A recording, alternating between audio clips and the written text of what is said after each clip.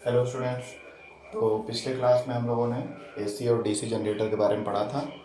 Now our last topic from this chapter is domestic electric circuit. ठीक है, ये हमारे इस magnetic effect of electric current के चैप्टर का लास्ट टॉपिक है। ओके, तो इसको थोड़ा सा समझ लेते हैं। बहुत बड़ा टॉपिक नहीं है, छोटा सा टॉपिक है, तो इसको अच्छे से समझ लेते हैं हम लोग। तो डोमेस्टिक इलेक्ट्रिक सर्किट, जैसे कि हम लोग इलेक्ट्रिसिटी चैप्टर में भी पढ़े थे कि जो इलेक्ट्रिकल अप्लायंसेस होते हैं, बिजली से चलने वाले सामान होते हैं, चाहे बल्ब हो, फैन हो, कुछ भी हो, उनको हम लोग जनरली किस में अरेंज करते हैं, तो पैरेलल अरेंजमेंट करते हैं, है ना। सीरीज में नहीं करते हैं। सीरीज में करेंगे तो सारे के सारे ऐसे कनेक्टेड रहेंगे, और कहीं से भी वायर का ब्रेकेज हुआ तो पूरा सर्किट ब्रेक और सारे के सारे बंद हो जाएंगे, है ना। या फिर ओवर हीटिंग हुआ या शॉर्ट सर्किट हो गया तो सारे के सारे डैमेज हो जाएंगे। तो इसलिए जनरली हाउस में जो या डोमेस्टिक इलेक्ट्रिक सर्किट की जाती है, वायरिंग की जाती है, उसमें ये ध्यान दिया जाता है कि अप्लायंसेस जो होते हैं अलग अलग, उनको पैरेलल कॉम्बिनेशन में जोड़ा जाए, ताकि एक अगर गड़बड़ हो किसी वजह से, करंट ज़्यादा आने या वोल्टेज ज़्यादा होने से, तो दूसरा ऑफ अगर है तो उस पर कोई प्रभाव ना पड़े, है ना। तो थोड़ी मोड़ी चीज़ें हम लोग पढ़ेंगे। तो चलिए समझते हैं डोमेस्टिक इलेक्ट्रिक सर्किट। उसको समझने से पहले, सर्किट को समझने से पहले सर्किट के पार्ट्स को समझ लेते हैं। तो तीन तरह के वायर होते हैं। जो पावर सप्लाई, जो पोल से आता है वायर, जिसको हम लोग मेंस बोलते हैं। मेन सप्लाई जिसको बोलते हैं, उसको मेंस भी बोलते हैं, है ना। मेन सप्लाई या मेंस, जो मतलब खंबे से सीधे वायर आता है और हमारे घरों तक पहुंचता है, तो उसको मेन सप्लाई बोलते हैं, मेन सप्लाई वायर बोलते हैं। ठीक, अब उसके बाद तीन वायर होते हैं। ठीक है, एक रेड कलर का वायर होता है। रेड कलर का वायर का मतलब है कि अंदर तो कॉपर ही रहेगा, लेकिन बाहर जो रेड रबर लगा रहेगा या प्लास्टिक लगा रहेगा इंसुलेशन के लिए। किसके लिए? इंसुलेशन के लिए। वायर पे वायर तो मेटल का रहता है, कंडक्टर रहता है, और उस पर प्रोटेक्शन के लिए एक मोटा लेयर लगा रहता है प्लास्टिक का, ताकि वो अगर उसमें करंट फ्लो होता रहे और किसी से गलती से टच हो जाए वायर, तो उसको इलेक्ट्रिक शॉक ना लगे। ठीक है, तो इंसुलेशन होना या इंसुलेटिंग लेयर के रूप में जो प्लास्टिक यूज होता है वायर के ऊपर, वो हमारे प्रोटेक्शन के लिए होता है। अगर सारे वायर ऐसे ओपन रहते हैं मेटल के, तो बहुत सारी समस्या हो सकती थी और वायरिंग पॉसिबल नहीं होता, क्योंकि सारे वायर टच में आते ही हैं। और अगर इंसुलेटिंग लेयर लगा रहता है, प्लास्टिक लगा रहता है, तो कई सारे वायर को लपेट के हम लोग वायरिंग कर सकते हैं पाइप के थ्रू, जो दीवार में बना रहता है ना। तो इंसुलेटिंग लेयर बनाना बहुत ही सेफ है, और इसीलिए वायर के ऊपर प्लास्टिक का इंसुलेटिंग लेयर लगा रहता है। उसमें अलग अलग कलर के लगे रहते हैं। तो जो रेड कलर का इंसुलेटिंग लेयर या प्लास्टिक रहता है वायर के ऊपर, उस वायर को रेड वायर बोलते हैं। रेड है तो रेड वायर। और उसका एक्चुअल नेम क्या है? Live wire. क्या है? लाइव, यानी हिंदी में बोलेंगे तो जिंदा वायर। जिंदा वायर यानी जन जान हो, यानी पूरे इलेक्ट्रिसिटी का जो जान होता है हमारे घर में, वो इसी में होता है, लाइव वायर में, यानी रेड वायर में। यानी मेन जो करंट फ्लो होता है इसी से फ्लो होता है। ठीक है, बहुत ज़्यादा करंट, हाई वोल्टेज का, तो इसको लाइव वायर बोला जाता है। रेड कलर के वायर को लाइव वायर। ठीक है, उसके बाद ब्लैक कलर का जो वायर रहेगा, ब्लैक कलर का जिसमें इंसुलेटिंग लेयर, बाहर से प्लास्टिक का लेयर रहेगा, मतलब ब्लैक कलर में रहेगा, ऊपर अंदर मेटल तो वही रहेगा। तो ब्लैक वायर जो होता है वो होता है हमारा न्यूट्रल का इंडिकेशन। वो वायर क्या होगा? न्यूट्रल। यहाँ पे पोटेंशियल डिफरेंस या वोल्टेज जीरो होता है। ठीक है, तो गलती से अगर हम लोग ब्लैक वायर को टच कर लेंगे, है ना, मान लीजिए वो छिला हुआ है कहीं से, उसको टच कर लिए, तो हमको इलेक्ट्रिक शॉक नहीं लगेगा या बहुत ही कम लगेगा, बहुत ही रेयर केस में। ठीक है, लेकिन अगर हम लोग लाइव वायर को टच करेंगे तो हमारा काम गया।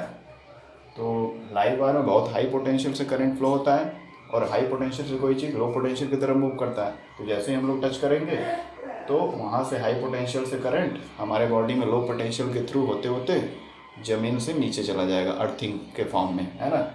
और हमारे बॉडी से होकर करंट जाएगा तो हम लोग इलेक्ट्रोलुट हो जाएंगे, इलेक्ट्रोलूशन हो जाएगा। इलेक्ट्रोलोक्यूशन। इलेक्ट्रोलोक्यूशन मतलब आपके बॉडी से, ये मान लीजिए हमारा बॉडी है, तो हमारे बॉडी से हम लोग यहाँ टच किए वायर को, तो बॉडी से होते हुए करंट पैरों के नीचे से सीधे चला जाएगा अर्थ में। तो इसको बोलते हैं इलेक्ट्रोलोक्यूशन। इलेक्ट्रोलुशन का मतलब है करंट का हमारे बॉडी से पार होकर के सीधे अर्थ में चला जाना, न्यूट्रलाइज हो जाना। और जब हमारे बॉडी से होकर करंट जाएगा हाई वोल्टेज का, तो हमारी बॉडी को डैमेज कर देगा, हम लोग मर सकते हैं। मोस्टली केसेस में डेथ ही होता है ना। तो रेड वायर को कभी भी टच नहीं करना चाहिए अगर कहीं से छिला है, और नहीं छिला है तब भी उसको सावधानी से जो भी ग्लव्स वगैरह आते हैं इंसुलेटिंग लेयर के, उसका इस्तेमाल करके कुछ काम पड़ा है तो कर सकते हैं। अदरवाइज जो इलेक्ट्रीशियन होते हैं उनको ही करने देना चाहिए काम। तो ब्लैक वायर हमारा न्यूट्रल होता है, जिसमें वोल्टेज या पोटेंशियल डिफरेंस जीरो होता है। रेड वायर हमारा लाइव वायर कहलाता है, और इसमें पोटेंशियल डिफरेंस या वोल्टेज बहुत ज़्यादा होता है। ठीक है, अब ये रेड वायर से करंट जो होता है फ्लो होता है न्यूट्रल वायर में। ठीक है, रेड से, जैसे ये रेड वायर मान लीजिए हमारा है, और ये हमारा ये रेड ये ब्लैक, तो करंट जो है इससे जाता है और इससे आता है, रिटर्न होता है ना। इस तरह का प्रोसेस होता है। जो हमारा बाहर जो खंबे में वायर रहता है उसमें 3 वायर होते होंगे, 3 या 4 कभी कभी होते हैं, तो उसमें एक लाइव वायर होता है ना। लाइव वायर एक ही होता है, एक न्यूट्रल होता है, एक अर्थिंग का होता है, कभी कभी 2 न्यूट्रल होते हैं। जनरली 3 ही वायर होते हैं। खंबे के बीच में आप देखेंगे वायर जो लगा रहता है, 3 वायर्स आर देयर। तो लाइव वायर, न्यूट्रल वायर और एक अर्थिंग वाला वायर है ना, अर्थ वायर जिसको बोलते हैं। अर्थ वायर वहाँ पे जो खंबे पे लगा रहता है उसमें कोई भी कवरिंग नहीं रहता है ना। वहाँ पे कवरिंग लगाने से कोई फ़ायदा नहीं होगा, क्योंकि लंबे समय के बाद इतना हीट पड़ेगा सन का, और एनवायरमेंटल जो चेंजेस होंगे गर्मी की वजह से, वो एक्सपैंड होकर फट जाएगा प्लास्टिक। तो ये जो कलर हम लोग बात कर रहे हैं, ये घर में जो वायर पतले पतले होते हैं जो वायरिंग के लिए यूज होते हैं, उसमें हम लोग डिटेक्ट कर सकते हैं या पहचानने के लिए इस तरह का वायर यूज किया जाता है। ठीक है, ताकि इजीली हम लोग पहचान सकें कि किस वायर पे छूने से झटका लग सकता है, किसको नहीं लग सकता है ना। बट ओपन में जो खंबे पर रहता है उसमें हम देख के नहीं बता सकते, क्योंकि वो ओपन रहता है, केवल मेटल रहता है, उस पर कोई भी इंसुलेटिंग लेयर नहीं रहता है। ठीक है, आजकल गलियों वगैरह में प्लास्टिक से लपेटा हुआ वायर भी होने लगा है, गवर्नमेंट ने किया है। उसके अंदर भी 3 वायर रहते हैं, उसमें कलर रहता है ग्रीन और रेड और ब्लैक। ठीक, तो एक रेड मतलब live wire, black neutral wire, और ई मतलब अर्थ वायर। ओके, तो करंट रेड वायर से जाता है और ब्लैक वायर से आता है, तो ये पाथवे है करंट के फ्लो का। और अर्थिंग क्या है, जो लीकेज करंट होता है। जब करंट ये फ्लो होता रहेगा एक खंबे से दूसरे खंबे तक, और ऐसे होते होते घरों तक पहुंचेगा, और ये कहीं से आ भी रहा होगा पावर प्लांट स्टेशन से, है ना, यहाँ से बिजली बन रही है। तो जब ये प्रोसेस होता रहता है तो कुछ एनर्जी लॉस होता है। मतलब हम जानते हैं कि एनर्जी ओवरऑल यूनिवर्स का कांस्टेंट है, लेकिन एक एनर्जी दूसरे एनर्जी में ट्रांसफ़र होती है, ये हम जानते हैं। तो जब ये इलेक्ट्रिसिटी का ट्रांसफ़र होता रहता है लाइव वायर से न्यूट्रल वायर में, तो कुछ इलेक्ट्रिसिटी लीक होता रहता है, उसको बोलते हैं लीकेज इलेक्ट्रिसिटी। क्या बोलते हैं? लीकेज।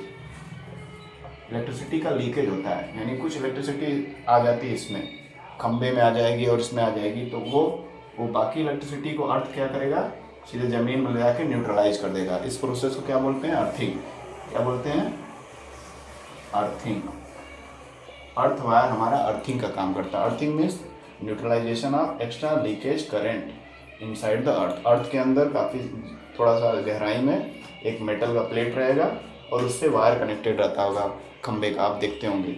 या फिर इंटरनल भी वो वायर जाता है, आजकल बाहर से नहीं लगा रहता है, कहीं कहीं पे बाहर भी वायर लगा रहता है, वो सीधे अर्थ से कनेक्टेड रहता है। तो वो सीधे जितना भी लीकेज करंट होगा वो ट्रांसफ़र कर देता है ज़मीन में, और हम लोग कभी गलती से खंबे या इसके टच में आते हैं तो उसके इफेक्ट से बच जाते हैं। बट हमको जनरली सेफ्टी के पर्पज़ से खंबे वगैरह से दूर ही रहना चाहिए, क्योंकि बहुत सारा लीकेज करंट उसमें जनरेट होता है। ड्राई सीजन में तो नहीं, अगर लेकिन बारिश वगैरह हो रहा है तो उसमें कंडक्टर का काम करता है पानी, क्योंकि पानी और जो खंबे का जो है ऑक्साइड का लेयर वगैरह वो आयनिक सोल्यूशन बना देता है, तो करंट उसमें लीकेज का फ्लो करता है। तो खंबे वगैरह को टच नहीं करना चाहिए बरसात के सीज़न में, और किसी भी सीज़न में नहीं करना चाहिए फॉर सेफ्टी पर्पज। ठीक, क्लियर है? तो ये 3 तरह के वायर होते हैं। ठीक, एक live wire that is red wire, एक neutral wire that is black wire, और एक ग्रीन वायर यानी अर्थिंग वाला वायर। ये जब ट्रांसफ़र होता है लाइव वायर से करंट जाता है, और ब्लैक वायर से यानी न्यूट्रल वायर से करंट आता है। इस प्रोसेस के दौरान कुछ करंट लीक होता है, उसको लीकेज करंट बोलते हैं। लीकेज करंट, उस लीकेज करंट से प्रभाव पड़ सकता है जो उसके कांटेक्ट में आएगा, कोई भी लिविंग थिंग, है ना। तो उस लीकेज करंट को अर्थिंग वाला वायर या अर्थ वायर जिसको बोलते हैं, जो ग्रीन कलर का होता है घरों में, वो लेकर सीधे ज़मीन से कनेक्टेड प्लेट रहेगा ज़मीन के अंदर, उस वहाँ तक ट्रांसफ़र कर देता है ताकि वो एक्स्ट्रा लीकेज करंट हमको अफेक्ट ना करे। ठीक, ये 3 तरह के वायर की बात हो गई। उसके बाद सेफ्टी डिवाइस की बात कर लेते हैं, फिर ये सर्किट पे आएंगे। ठीक है ना। सेफ्टी डिवाइस के बारे में आप छोटे क्लासेस में पढ़ते आ रहे होंगे, है ना। तो सेफ्टी डिवाइस क्या होता है, एक तो हमारा होता है fuse, electric fuse. Electric fuse का काम क्या है, electric fuse heating effect of current पे काम करता है। हीटिंग इफेक्ट ऑफ करंट या इलेक्ट्रिक करंट, है ना। ठीक, तो जब करंट फ्लो होता है तो कुछ वायर जो होते हैं हीट अप हो जाते हैं। कुछ स्पेशल टाइप के वायर जो एलॉय वगैरह से बने होते हैं, जैसे कि आयरन के केस में या गीजर वगैरह में जो वायर वायर लगा रहता है, नाइक्रोम वायर, इस तरह के। तो जब हाई करंट फ्लो होगा, जितना लंबे समय तक करंट फ्लो होगा किसी वायर में, उतना ही उसमें हीट जनरेट होगा। जैसा कि जूल इफेक्ट में हम लोगों ने पढ़ा था, जूल हीटिंग इफेक्ट में ये हमने पढ़ा था कि जितना समय ज़्यादा बीतेगा किसी वायर में, लंबे समय तक करंट फ्लो हो रहा है और ज़्यादा करंट फ्लो हो रहा है, तो उससे क्या होगा, उस वायर में या उस डिवाइस में हीटिंग इफेक्ट दिखने लगेगा। करंट जो है यानी इलेक्ट्रिकल एनर्जी हीट एनर्जी में कन्वर्ट हो जाएगा और उस वजह से क्या होगा, फिर वो वर्क करेगा। लेकिन कुछ चीज़ें होती हैं इस वजह से हमको प्रोटेक्ट करती हैं, हमारे इलेक्ट्रॉनिक डिवाइसेस को प्रोटेक्ट करती हैं। जैसे कि इलेक्ट्रिक फ्यूज। इलेक्ट्रिक फ्यूज क्या है, उसका वायर बहुत ही पतला सा लगाया जाता है ताकि हल्का सा भी, नॉर्मल से थोड़ा भी वोल्टेज या करंट ज़्यादा बहे तो तुरंत वो उतना गर्मी को बर्दाश्त न कर पाए और मेल्ट हो जाए। वो वायर मेल्ट होगा तो सर्किट ब्रेक हो जाएगा, है ना। कोई वायर पतला सा रहेगा और जैसे ही हाई वोल्टेज या हाई करंट आएगा वो वायर मेल्ट हो जाएगा, टूट जाएगा, सर्किट ब्रेक हो जाएगा और करंट का सप्लाई ब्लॉक। और इस तरह से हमारा जो बाकी डिवाइसेस हैं जो भी घर में हैं वो सारे सुरक्षित रहेंगे, सेफ रहेंगे। तो इसको इसलिए सेफ्टी डिवाइस में काउंट किया जाता है फ्यूज को। फ्यूज का कई सारा फॉर्म होता है, एक सिंपल फॉर्म होता है, एक आता है एमसीबी जो ऑटोमेटिकली बंद होता है। ऑटोमेटिकली यानी इसमें जो है कि हम लोग को वायर लगाना पड़ता है और बहुत सारी चीज़ें करनी पड़ती हैं।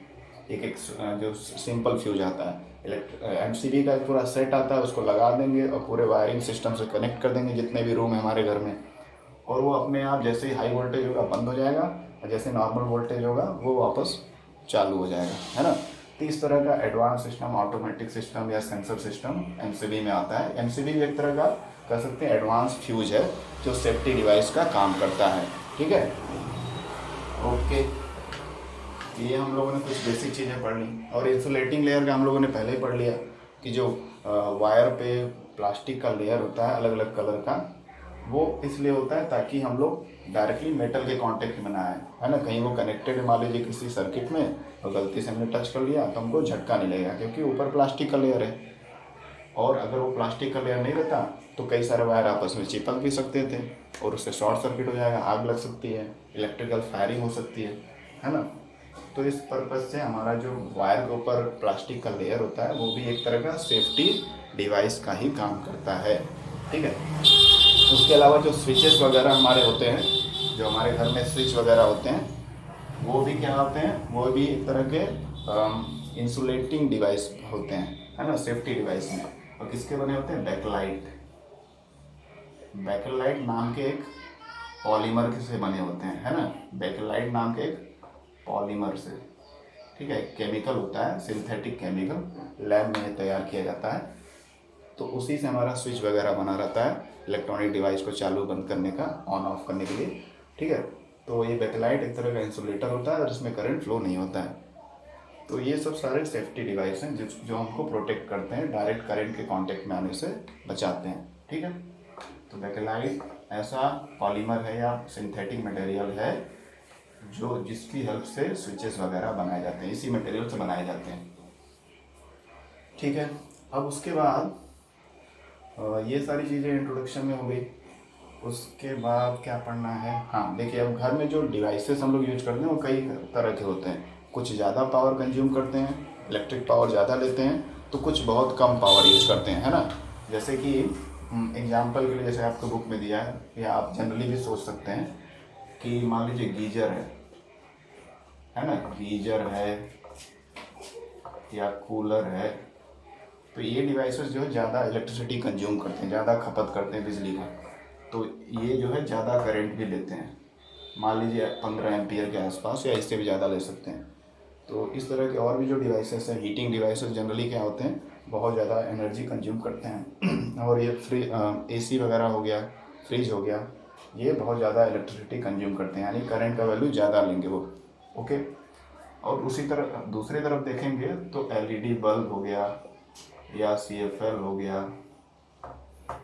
इस तरह के जो चीज़ें हैं, या नॉर्मल बल्ब हो गया, है ना, नॉर्मल बल्ब हो गया, वो 5 एम्पियर है या उससे भी कम का करंट लेते हैं। यानी दो तरह के डिवाइसेस हम लोग कैटेगराइज कर सकते हैं हमारे जो वायरिंग में हमारे घरों में इस्तेमाल होते हैं। एक होते हैं बहुत ज़्यादा पावर कंज्यूमिंग, वो बहुत ज़्यादा करंट लेते हैं, तो इसलिए हमारा बिजली का बिल भी ज़्यादा आता है। दूसरे होते हैं जो कम पावर, मतलब बहुत कम नहीं यूज करते हैं, एक एवरेज या उससे बिलो थोड़ा यूज करते हैं एनर्जी को, इसलिए हमारा जो बिल होता है मेंटेन रहता है। जैसे एलईडी, सीएफएल ये सब यूज करेंगे तो कम करंट कंज्यूम करेगा, कम इलेक्ट्रिक पावर कंज्यूम करेगा, तो कम यूनिट्स हमारा आएगा मीटर पे, है ना। तो ऐसे दो दो कैटेगरीज में हम लोग चीज़ों को रख सकते हैं जो हमारे घर में हम लोग इस्तेमाल करते हैं। कैसे चीज़ों को, जो इलेक्ट्रिकल अप्लायंस है, जो बिजली से चलने वाली चीज़ें हैं, उनके दो कैटेगरी हैं, एक बहुत ज़्यादा एनर्जी कंज्यूम करने वाले और एक बहुत कम या नॉर्मल एनर्जी कंज्यूम करने वाले। ओके। और इसलिए इलेक्ट्रिसिटी बहुत मेहनत से बनता है पावर प्लांट में, पावर स्टेशन में, तो हमको इलेक्ट्रिसिटी को वेस्ट नहीं करना चाहिए। जब ज़रूरत है तभी इलेक्ट्रॉनिक डिवाइसेस को चलाना चाहिए, अदरवाइज इसको ऑफ रखना चाहिए, क्योंकि उसमें बहुत सारा इन्वेस्टमेंट होता है, बहुत सारा पैसा, हज़ारों लाखों करोड़ों पैसा खर्च होता है, बहुत सारा ईंधन भी खर्च होता है। सो वी शुड ऑलवेज मतलब कंजर्व द इलेक्ट्रिसिटी को कंजर्व करना चाहिए, सुरक्षित रखना चाहिए, फालतू का वेस्टेज नहीं करना है। ओके। अब हम लोग चलते हैं अगले टॉपिक पे। हमारा मेन जो टॉपिक है, डोमेस्टिक इलेक्ट्रिक सर्किट या वायरिंग। घरों में जो वायरिंग होती है वो किस प्रकार की होती है, उसको हमको समझना है। चलिए, तो ये आप देख रहे होंगे एक स्ट्रक्चर, है ना, दिख रहा है ये पूरा बना हुआ। अब इसमें मेरे पास ग्रीन कलर का वायर, मतलब मार्कर था नहीं, बस ब्लैक है और ब्लू थोड़ा सा है, ख़त्म हो गया ऑलमोस्ट। तो मैंने वायर का नाम लिख दिया, उससे आप पहचान सकते हैं। अगर आपके पास कलर पेन हो तो आप कलर भी बना सकते हैं, यूज कर सकते हैं। बट बोर्ड एग्जाम के पेपर में केवल आपको ब्लू या ब्लैक पेन से ही पूरा पेपर करना होता है। एक्चुअली केवल ब्लू पेन से ही, ब्लैक वाला भी अब बंद कर दिया गया है, तो क्वेश्चन आंसर सब कुछ ब्लू से ही लिखना पड़ता है। तो आप एक ही कलर का इस्तेमाल कर सकते हैं या पेंसिल से भी बना सकते हैं, है ना। चलिए, तो ये हमारा वायरिंग सिस्टम है घरों में, तो उसको समझते हैं। ये 3 वायर हैं, अर्थ वायर या अर्थिंग वाले वायर, लाइव वायर। अर्थिंग वाला वायर कौन सा कलर का है? ग्रीन। खंबे में हालांकि नहीं रहता है, ये मैंने पहले बताया, जो पोल से हम लोग इलेक्ट्रिसिटी सप्लाई लेते हैं वहाँ पर नहीं रहता है। घर के अंदर जब आएगा वो तीनों, तो इलेक्ट्रीशियन को पता रहता है कि कौन सा वायर किससे कनेक्ट होके आया है, तो लाइव वायर वगैरह सब कुछ वो कनेक्ट कर देगा सही से। तो अर्थ वायर हमारा है, इसको मैंने ब्लू कलर से दिखाया है, जो अर्थिंग प्रोसेस करता है, लीकेज करंट को वो अर्थ में डाल देता है। लाइव वायर यानी रेड कलर का वायर, जिसमें मेन हमारा वोल्टेज या मेन हाई वोल्टेज फ्लो करता है, जिसका वोल्टेज मतलब हाई होता है। और एक न्यूट्रल वायर यानी ब्लैक वायर। ठीक। अब अर्थिंग वायर तो ऐसे ऊपर से निकल गया, अभी इसको बता रहे हैं। फिर लाइव वायर जो है, लाइव वायर और न्यूट्रल वायर, जो हम लोग खंबे से वायर का कनेक्शन लेते हैं, तो उसके अंदर 2 वायर होते हैं। अगर आप देखेंगे कभी आपके घर में वायरिंग होती होगी, तो खंबे से जो वायर आता है वो मोटा सा ब्लैक वायर हम लोग लगाते हैं खरीद कर अपना, उसमें 2 रहते हैं वायर, एक रेड और ब्लैक। रेड क्या होता है? Live wire. ब्लैक क्या होता है? ब्लैक होता है हमारा न्यूट्रल वायर। अब ये सबसे पहले घर में हमारे एंटर करेंगे वायर को, तो एक बोर्ड हमारे यहाँ बोर्ड बनवाना पड़ता है, उसमें मेन फ्यूज एक लगाएंगे। मेन फ्यूज यानी वो ऐसा फ्यूज रहेगा जो पूरे घर का इलेक्ट्रिसिटी बंद कर देगा एक साथ में ही। तो हमारे इलेक्ट्रिसिटी बोर्ड का फ्यूज, मेन फ्यूज में उसको लेके जाएंगे, कनेक्ट कराएंगे। फिर उसके आगे नेक्स्ट हमारा रहेगा इलेक्ट्रिसिटी मीटर, जो मीटर मेजर करता है कि हमने कितना यूनिट बिजली का खपत किया है या इस्तेमाल किया है। तो सबसे पहले फ्यूज में लगाएंगे, जो पूरे घर का फ्यूज रहेगा, यानी खंबे, ये खंबे से वायर आया, लाइव वायर, न्यूट्रल वायर और अर्थ वायर। लेकिन अर्थ वायर को नहीं ले रहे हैं यहाँ पर, अर्थ वायर को भी छोड़े हुए हैं। लाइव वायर और न्यूट्रल वायर को किसके थ्रू ले गए? फ्यूज के थ्रू। फ्यूज के बाद इसको किस में ले गए? इलेक्ट्रिसिटी मीटर में जो रीडिंग बताएगा, जब हम लोग अलग अलग तरह के अप्लायंस चलाएंगे तो उस पर अलग अलग रीडिंग आएगा, अलग अलग यूनिट्स आएगा। ठीक है। अब ये मीटर से फिर वायर जब निकलेगा, मीटर से दूसरे एंड से, पहले एंड से इधर दोनों वायर चला जाएगा, लाइव वायर और न्यूट्रल वायर। दूसरे एंड से मीटर से निकलेगा वायर, तो फिर हमारा पूरे घर का एक बड़ा सर्किट रहेगा। ठीक है। एक घर का एक बड़ा सा डिस्ट्रीब्यूशन बॉक्स रहेगा। डिस्ट्रीब्यूशन बॉक्स मतलब घर में जैसे मान लीजिए 10 रूम है, तो 10 रूम के लिए एक मतलब एक सर्किट, छोटा सा स्विच बोर्ड रहेगा, जिसमें सारे घर के लिए, हर एक रूम के लिए एक स्विच रहेगा या फ्यूज रहेगा। मतलब एक ही जगह पे, एक ही बोर्ड पर सारे रूम का कनेक्शन का फ्यूज वगैरह रहेगा, यानी वहीं से हम लोग सारे रूम का फ्यूज निकाल सकते हैं, है ना। इस तरह का एक डिस्ट्रीब्यूशन बॉक्स रहेगा, यानी इस बॉक्स के बाद जो वायर निकलेगा वो हर एक रूम में जाएगा। ठीक। तो ये मेन बॉक्स हो गया, जिसको डिस्ट्रीब्यूशन बॉक्स बोलते हैं, जिसमें स्विचेस होते हैं, फ्यूज होते हैं, हर एक रूम के लिए, पूरे घर के लिए, पूरे घर में जितने भी रूम है सबके लिए। अब उसमें से मान लेते हैं एक रूम के लिए निकला वायर। ठीक है। ये केवल, ये जो दिखाया जा रहा है, मान लेते हैं केवल एक रूम के लिए, तो ये लाइव वायर और इसके थ्रू इस डिस्ट्रीब्यूशन बॉक्स के बाहर निकला, इसमें सब में कनेक्शन है, अलग अलग रूम के लिए जाएगा, है ना। और इसमें हर एक रूम का फ्यूज भी है, स्विच भी है। हर एक रूम का फ्यूज है बंद करने के लिए सप्लाई, और चालू करने के लिए स्विच भी है। इसके आगे निकले, मान लीजिए हमारा एक रूम है, एक रूम में क्या चल रहा है, फैन, टीवी, CFL यानी कोई भी LED जो कम एनर्जी कंज्यूम करे। LED सबसे बेस्ट होता है, कम एनर्जी कंज्यूम करता है, तो CFL LED लेंगे। ठीक है। तो यहाँ पर डिस्ट्रीब्यूशन बॉक्स के आगे ये जो वायर है आगे जाके जुड़ जाएगा। ठीक है। इस तरह से ये वायर जुड़ जाएगा दोनों। ओके। और उसके बाद क्या होगा, अब यहाँ पे लाइव वायर और ये क्या है, लाइव वायर और न्यूट्रल वायर यहाँ तक था, डिस्ट्रीब्यूशन बॉक्स तक, इसमें कनेक्ट हो गया। अब यहाँ से हर एक सर्किट से, छोटा छोटा जो सर्किट लगा है अलग अलग रूम का, वहाँ से दो वायर निकल रहे हैं। ठीक है। वो दो वायर निकल रहे हैं और उसमें पैरेलली, देखिए पैरेलल ऐसे कॉम्बिनेशन है ना, ऐसे ऐसे पैरेलली सारे डिवाइसेस को जोड़ेंगे। हर एक रूम का, जैसे बल्ब हो गया, फैन हो गया, टीवी हो गया, कंप्यूटर हो गया, या प्लग इन वाला सिस्टम हो गया, उस सबको कैसे जोड़ा गया है, पैरेलल, है ना। तो ये एक रूम का केवल दिखाया जा रहा है कि फैन, टीवी, CFL को पैरेलल जोड़ दिया गया है। और इन दो वायर के बीच में जो पोटेंशियल डिफरेंस है वो कितने का है, 220 वोल्ट का। जनरली इंडिया में हमारे जो पोटेंशियल डिफरेंस प्रोवाइड किया जाता है पोल से हमारे घरों तक, हाउस होल्ड एक्टिविटी के लिए, वो 220 वोल्ट का दिया जाता है पोटेंशियल डिफरेंस। ठीक है। तो इस वायर और इस वायर के बीच में जो डिफरेंस है 220 वोल्ट का है। और सारे वायर, ये जो सारे अप्लायंसेस हैं वो सभी पैरेलल में कनेक्टेड हैं इस वायर के। ठीक है। मेन वायर जो हमारा निकला है डिस्ट्रीब्यूशन बॉक्स से। इसी तरह से और भी जो हम लोग डॉट डॉट बनाया है, इसका मतलब है और किसी रूम का भी हम लोग शो कर सकते हैं, बट एक रूम का दिखाकर हम लोग अपना एक्सप्लेन कर सकते हैं कि कैसे ये ओवरऑल होता है। तो डिस्ट्रीब्यूशन बॉक्स से निकला, 3 हमारे डिवाइसेस या 4 या 10 हो सकता है, एक रूम में कई सारे डिवाइसेस चल रहे हैं, उनको दिखा दिए। और ये जो हमारा अर्थ वायर जा रहा था सभी डिवाइसेस से कनेक्ट होगा, सभी डिवाइसेस के स्विच सिस्टम से कनेक्ट होगा। ठीक है। देखो ये यहाँ पर लगा हुआ है। अब इसका काम क्या होगा, जैसे कि हमारा मान लीजिए फ्रिज यहाँ पर रहता है, या मान लीजिए फैन ही है, तो जैसे ही यहाँ से चालू रहेगा स्विच, मेन जो डिस्ट्रीब्यूशन बॉक्स है यहाँ से चालू रहेगा, उसके बाद रूम में भी उसका स्विच रहेगा, फ्यूज रहेगा, है ना, फ्यूज भी रहेगा उस रूम का और स्विच भी रहेगा। तो मतलब प्रोटेक्शन के लिए कई सारे जगह पे फ्यूज लगाए गए हैं। यहाँ से प्रोटेक्शन रहे तो यहाँ से फ्यूज बंद कर सकते हैं, यहाँ से, या यहाँ से पूरे रूम का ही या पूरे घर का ही बंद कर सकते हैं स्विच। तो ये अलग अलग यहाँ पे स्विच सिस्टम और फ्यूज लगा हुआ है। अब ये फैन जब चलेगा तो इसमें कुछ इलेक्ट्रिकल एनर्जी रोटेशनल एनर्जी में कन्वर्ट होगा, तो रोटेट करेगा हमारा पंखा मोटर की हेल्प से, है ना।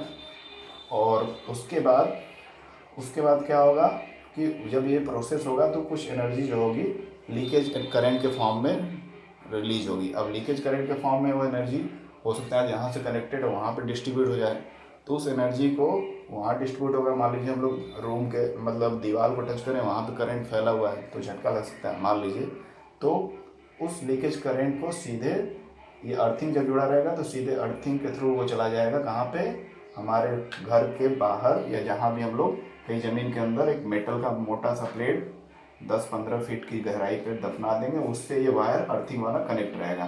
ठीक है। तो सारे डिवाइसेस से लगा रहेगा। जब सारे डिवाइसेस चलेंगे तो जितना भी लीकेज करंट या एक्स्ट्रा करंट निकलेगा उसमें, तो वो सीधे अर्थिंग वायर के थ्रू अर्थ में चला जाएगा, और इस प्रोसेस को बोलते हैं अर्थिंग, ठीक है। और इस वायर को बोलते हैं अर्थ वायर। क्लियर है ना। तो ये सिंपल सा फिनोमिना है। ये 3 तरह के वायर आते हैं। 2 वायर हमारे मेन स्विच बोर्ड से जाएगा, उसके बाद इलेक्ट्रिसिटी मीटर से होकर जाएगा, उसके बाद डिस्ट्रीब्यूशन बॉक्स से। इस डिस्ट्रीब्यूशन बॉक्स से हर एक रूम का स्विच रहेगा, फ्यूज रहेगा, और हर एक रूम के लिए वायर निकलेगा 2-2, ठीक है। अब वो 2-2 वायर निकलेगा, दोनों वायर के बीच में पोटेंशियल डिफरेंस 220 वोल्ट का रहेगा। अब उस वायरिंग में जो सारे डिवाइसेस है पैरेलली कनेक्टेड होंगे, यानी हर एक डिवाइस के लिए अपना एक स्विच और फ्यूज स्विच होगा, और उस रूम के लिए फ्यूज होगा। इस तरह से सारे डिवाइसेस प्रोटेक्टेड रहेंगे।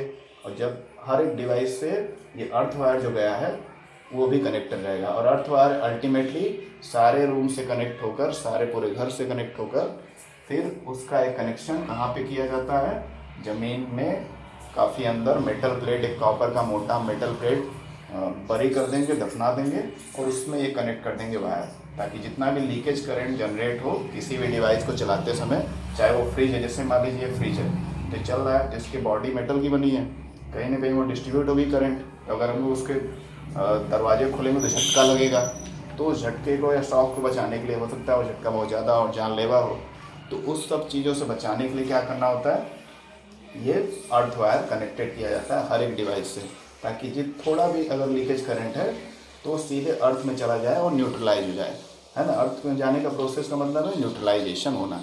अर्थ का करंट, अर्थ जो है बहुत बड़ा सेंटर है, उसमें बहुत सारे आयंस होते हैं, तो किसी भी अमाउंट ऑफ करंट को न्यूट्रलाइज कर देता है। जैसे देखिए आप, बिजली कड़कती है, बहुत हाई वोल्टेज का बिजली गिरता है जब क्लाउडिंग या थंडरस्टॉर्म होता है, उस बिजली को भी अल्टीमेटली आप देखेंगे ज़मीन में गिरता है और शांत हो जाता है ना, कुछ डैमेज करके, बहुत ज़्यादा डैमेज वगैरह करके।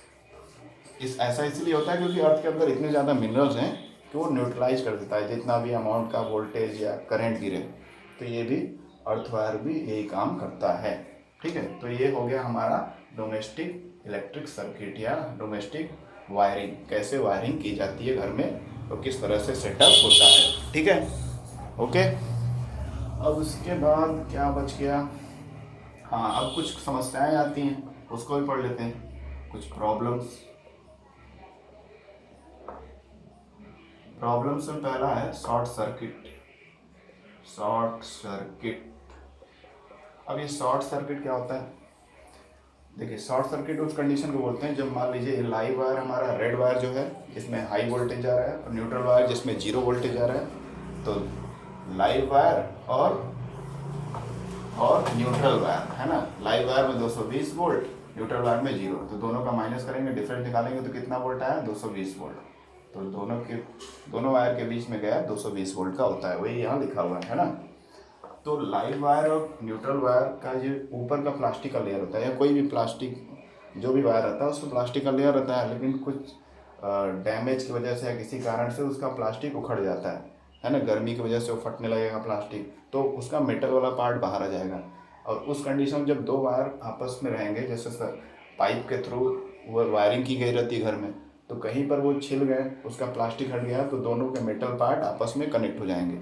तो जब लाइव वायर और न्यूट्रल वायर आपस में अटैच हो जाते हैं, जब उनके बाहर का इंसुलेटिंग लेयर या प्लास्टिक हट जाता है, तो उस कंडीशन में शॉर्ट सर्किट होता है। शॉर्ट सर्किट यानी सब डैमेज होने लगता है, ठीक है, वो सही पैटर्न में करंट नहीं फ्लो होता है, तो वहाँ पे एक्स्ट्रा हीट जनरेट हो जाता है, जलने लगता है। अगर कोई डिवाइस चालू है तो वहाँ पे बहुत ज़्यादा हाई वोल्टेज पहुँचेगा, वो डैमेज हो जाएगा, जल जाएगा उसका सर्किट वगैरह।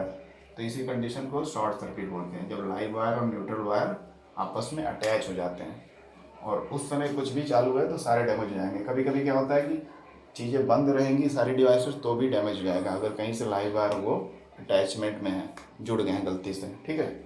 तो ये सब का ध्यान देना होता है। ये हो गया शॉर्ट सर्किट। दूसरा प्रॉब्लम क्या फेस करना होता है, ओवरलोडिंग। ओवरलोडिंग, ठीक है। ओवरलोडिंग क्या है कि जैसे एक ही प्लग है, मान लीजिए ये दीवार में कई सारे स्विच हैं और एक प्लग है, ठीक, ऐसे तीन इनबॉक्स वाला प्लग होता है या 4 भी होता है। तो एक ही प्लग में हमने एक प्लग लगाया और उसमें उसके साइड में कई सारे, जैसे मैंने एक खोस दिया, अब ऐसा कई सारा मल्टीपल प्लग आता है, इसमें खोस दिया मैंने, प्लग इन कर दिया, अब ये बाहर वाला जो एक्सटर्नल मेरा प्लग है, प्लग इन वाला सिस्टम है, इसमें इधर भी खोसने वाला है, इधर भी खोसने वाला है, इधर भी, चारों तरफ या 5 तरफ है। अब एक प्लग से जिसमें लिमिटेड इतना वोल्ट आ रहा है, उसमें मैंने 4 डिवाइस, उसमें मैंने ऐसा एक्सटर्नल प्लग लगा दिया उसमें से जिसमें 4 डिवाइसेस चल सकते हैं या 5 मान लीजिए। तो मैंने यहाँ से मान लीजिए टीवी चला रहा हूँ, इधर से प्लग इन करके कंप्यूटर चला रहा हूँ, इधर से आयरन चला रहा हूँ, कपड़े प्रेस कर रहा हूँ, इधर से कुछ और चला रहा हूँ, रूम हीटर चला रहा हूँ जाड़े में।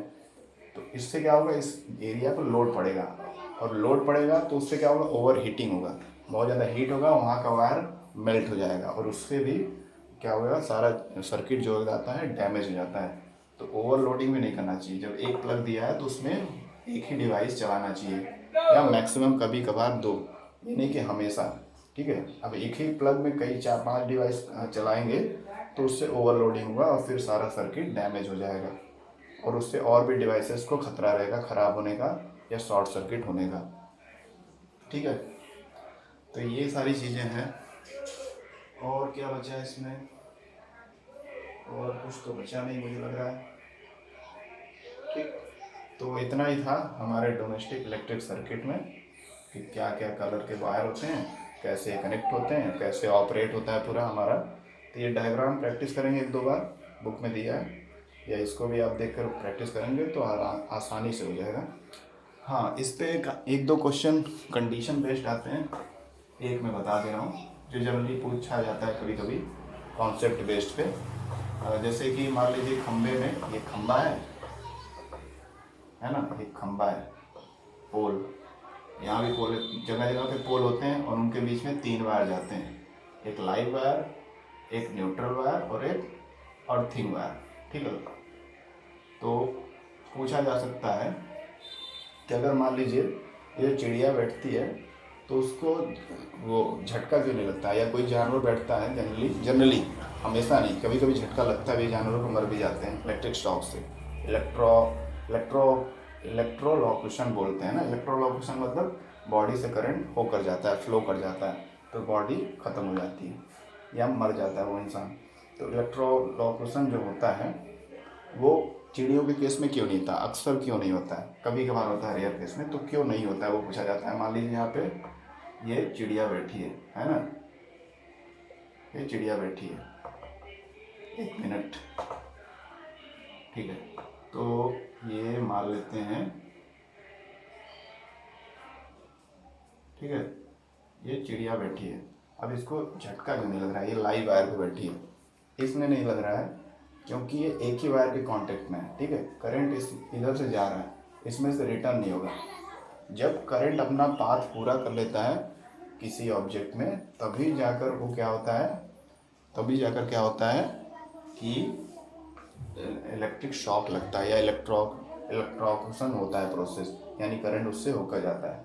ठीक है, तो लाइव वायर करंट फ्लो हो रहा है, इस पर मान लीजिए वो चिड़िया बैठ गया तो उसको कोई झटका नहीं लगेगा। लेकिन लाइव वायर में जो कि हीट बहुत ज़्यादा होता है तो उसकी वजह से गड़बड़ हो सकता है या हल्का फुल्का डैमेज हो सकता है अगर उसका लिविंग पार्ट कांटेक्ट में आता है तो। ठीक है, बट एक्चुअली में ओवरऑल क्या होगा कि अगर एक ही वायर पे चिड़िया बैठी है तो उसको डैमेज नहीं होगा, उसको शॉक या इलेक्ट्रिक शॉक नहीं लगेगा। ठीक, क्योंकि इधर ये लाइव वायर में करंट जाने का रास्ता होता है और न्यूट्रल वायर में करंट के आने का रास्ता है, यानी एक तरह का सर्किट बनता है, करंट जा रहा है, करंट आ रहा है ना। ट्रांसफार्मर वगैरह आप देखते होंगे जगह जगह पर लगा रहता है, तो क्या करता है, वही करंट को फ्लो कराता है, लाइव वायर से लाता है, न्यूट्रल वायर से ले जाता है, ये ऐसे चलता रहता है। ठीक, तो अगर कोई चिड़िया या कोई जानवर लाइव वायर एक हाथ से पकड़ा है, दूसरे हाथ से न्यूट्रल वायर, तब तो उसका काम खत्म, क्योंकि लाइव वायर से करंट निकलेगा और उसके बॉडी से होते हुए न्यूट्रल वायर में चला जाएगा, तो एक तरह का माध्यम बन जाएगा, तो उस समय उसको शॉक लगेगा और वो मर जाएगा, क्योंकि हाई वोल्टेज उसमें फ्लो होता है। ठीक है, तो जब 2 वायर को कनेक्ट करेगा, उसमें से एक लाइव हो और एक न्यूट्रल, तब वो क्या होगा कि इलेक्ट्रिक शॉक बहुत झटकेदार लगेगा। लेकिन एक ही वायर पर है तो उसको शॉक नहीं लगेगा, क्योंकि वहाँ पर सर्किट कंप्लीट ही नहीं हो रही है। ठीक है, तो यही फिनोमिना है। अब जैसे कि मान लीजिए लाइव वायर, मान लीजिए कोई इंसान है, वो लाइव वायर को पकड़ा है तो उसमें बहुत ज़्यादा हीट होगा तो हाथ वगैरह झुलस सकता है, लेकिन उसकी मौत नहीं होगी, तब तक नहीं होगी जब तक कि उसका कनेक्शन ज़मीन से ना हो। क्योंकि लाइव वायर है, इसमें करंट फ्लो हो रहा है। अब करंट फ्लो होकर एक सर्किट बनाना चाहेगा, यानी अपने आप को न्यूट्रलाइज करना चाहेगा, यानी हाई वोल्टेज से लो वोल्टेज, जीरो वोल्टेज पे जाना चाहेगा। तो यहाँ से मैंने इससे तार को पकड़ लिया, ये मान लीजिए तार है, मैंने इसको पकड़ लिया। अब यहाँ से मैं ज़मीन के कांटेक्ट में हूँ, तो यहाँ से करंट फ्लो होगा, मेरे बॉडी से होते हुए ज़मीन में चला जाएगा, अर्थिंग प्रोसेस हो जाएगा, न्यूट्रलाइज हो जाएगा करंट, और मेरा बॉडी तो गया काम से, क्योंकि मेरे बॉडी से हो गया है करंट, है ना। लेकिन अगर मैंने कोई सेफ्टी डिवाइस ली है, मतलब जूता या इस तरह का कुछ चीज़ पकड़ा हुआ पहना हुआ है, और फिर वायर को पकड़ रहा हूँ, तो उतना शॉक नहीं लगेगा। ठीक ऐसा ही जानवर के केस में होता है कि सिंगल वायर में बैठा है तो उसको इलेक्ट्रिक शॉक नहीं लगेगा, बट दो वायर के कांटेक्ट में आ रहा है, लाइव और न्यूट्रल या लाइव या अर्थिंग, तब उसको झटका लगेगा और वो उसका डेथ हो जाएगा, क्योंकि वहाँ पे सर्किट कंप्लीट हो जाता है। अर्थिंग भी क्या करता है, न्यूट्रल वायर की तरह ही काम करता है, सारे जो एक्स्ट्रा लीकेज करंट है उसको न्यूट्रलाइज करता है। तो इसलिए दो वायर के कांटेक्ट में जब जानवर आता है, दो वायर पकड़ लेता है, जैसे बंदर वगैरह उछलते कूदते हुए, तो फिर उसका डेथ हो सकता है, मतलब डेथ होता ही है, क्योंकि हाई वोल्टेज फ्लो होता है। अदरवाइज एक वायर से कोई ज़्यादा फर्क नहीं पड़ेगा। ओके, तो ये सब था magnetic effect of electric current, और ये चैप्टर एंड होता है। Okay, thank you.